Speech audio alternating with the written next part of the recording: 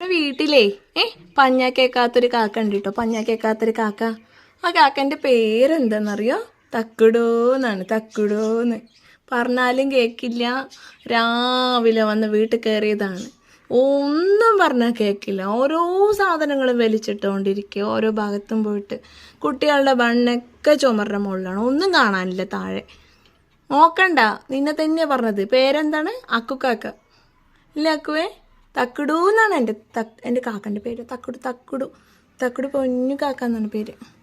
അക്കു കാക്കേന്ന് വിളിക്കും ഞങ്ങൾ. അക്കു കാക്കേന്ന്. എങ്ങനെ അക്കുക്ക് വിളിച്ച? ഇതെന്താ വായയില്? ഇതെന്താ വായയില്? കയ്യിൽ കയറി നിന്നോ? നമ്മുടെ തക്കുടു ഇല്ലേ? തക്കുടു ഞാൻ മാത്രമാണെങ്കിൽ ഇതാണ് കേട്ടോ വീട്ടിൽ തങ്കം. എന്നെ ഉപദ്രവിക്കില്ല. കുട്ടികളെ ആണെങ്കിൽ വെച്ചാൽ ഓടിച്ചിട്ട് കൊത്തും. പക്ഷെ എന്നെ ഒന്നും ചെയ്യില്ല.